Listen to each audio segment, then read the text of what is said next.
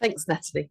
Apologies if I'm going to duplicate any points that the previous presenters have covered. So what I'll try to do is to keep it short so we can get to the wine as soon as possible, as we are running a little bit late. As you're all aware, the impact of... Hang on, I'm going to get there. Make sure I'm there.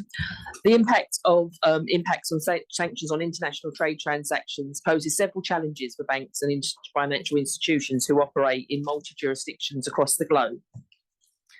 To operationally, this checks, it's for most parties a manual process, despite the several platforms that we all use, which does automate some of these checks to some extent. There is no one golden source that we can all use.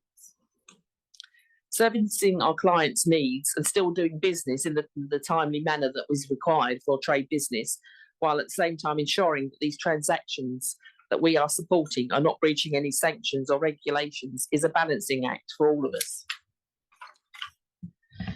The adding of sanction clauses to trade instruments, although not a recommended practice by the ICC, as they've stated in guidance papers on this subject, it is a matter for individual banks and their own internal policies covering sanctions, AML and fin crime. The ICC, I understand, is having a new guidance paper coming out shortly in April on the subject. However, by not including any clauses in LCs doesn't mean that we're not doing these checks. Banks routinely do these checks. However, should it be a policy that they want to include sanction clauses, then good practice is for them to ensure that they are relevant to the specific transaction that they are covering. The slide suggests a number of these points. Specifically, the use of vague terms in sanction clauses, such as other relevant authorities, creates doubt that the transaction will be paid for reasons other than what we are all for as internationally recognised sanctions. And of course, obviously, the usual documentary discrepancies that we normally pick up in a trade transaction. If you're in receipt of a letter of credit with unclear sanctions clauses, it's always best practice to speak to your clients and to the overseas banks to get them to either remove these clauses or at least make them more relevant to the transaction, so that there's confidence that there will not be any gaps in your processes when you're handling transactions under the letter of credit.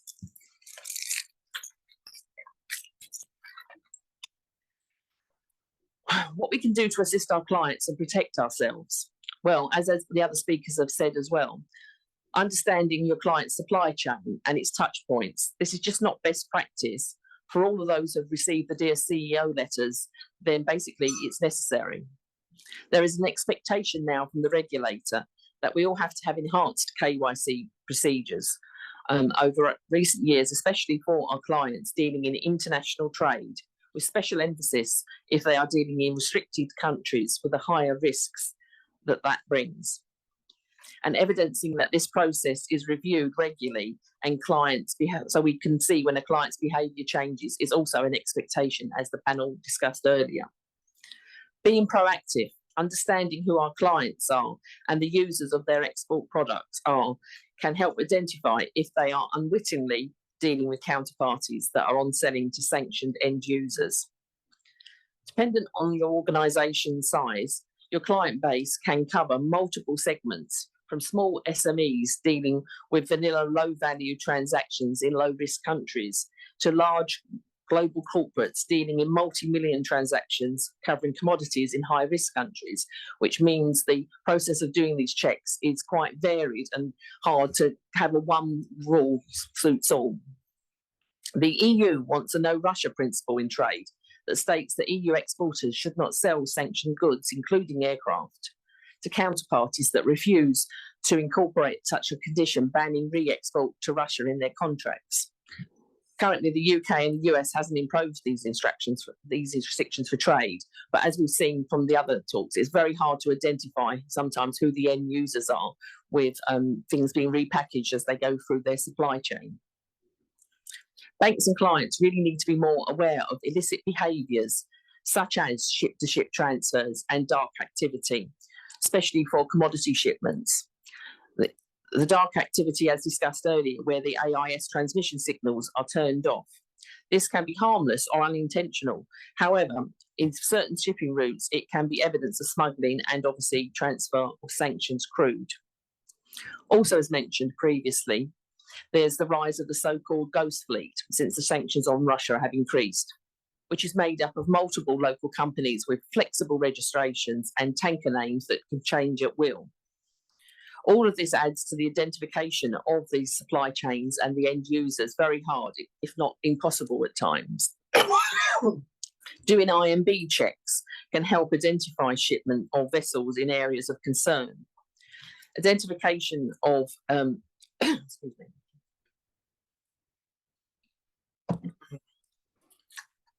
Identification of these by your operations teams is normally by way of some sort of manual decision tree that they have to run through that covers the countries, dual uses, military items, as an example, which can also make it very hard to process transactions in a timely manner.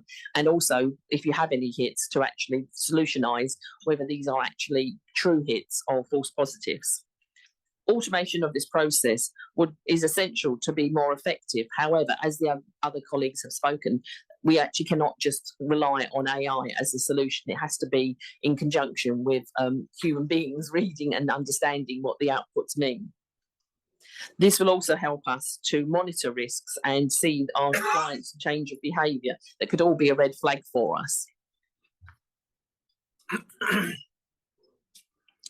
Slide sets out a best practice to evidence a holistic approach to the associated fin crime and sanctions risks. I'm sure we're all updating our screening list regularly to include the frequent sanctions releases being added by the UK, US, OFAC, EU and other countries, therefore ensuring we have a documented process evidencing how our business handles screening and for all the required entities, including a route for escalation and handling of these true hits. However, this is something that we have to have evidence and audit trails, as we have spoken earlier and the panel advised. Additionally, having up-to-date export control screening frameworks to review goods and licenses. From 2022 and 23, multiple products have been added to the export control and dual goods lists, and firms may find their lists are not keeping pace. Even if you use the HS system to identify goods, with the UK, US and the EU issuing alerts on what they consider to be high priority goods being exported and transshipped to Russia, it's hard to identify transactions that are potential breaches. As an example, the 84 and 85 series of codes covering multiple electronic circuits and systems that can be used for legitimate reasons and not strategic and battlefield goods, it's very hard to find out the differences. A lack of standardization in international trade when describing goods and the low usage of HS codes is also a major challenge for businesses. The use of AI in the future to automate some of these trade finance manual processes is essential, but as I said previously, it also has to work in combination with the teams in a human touch to these things, because decisions can't be completely by AI. There is a multitude of companies in the market offering these services, but what is needed is collaboration with all parties, including regulatory bodies, trade tech, fintech, to make sure that we come up with the best solutions that we can all rely on. And we need to ensure that this is done in the right way, as mentioned previously, speaking to government, making sure that everyone is aware of all the impacts of all these sanctions that come into place and how it affects business and international trade as a whole.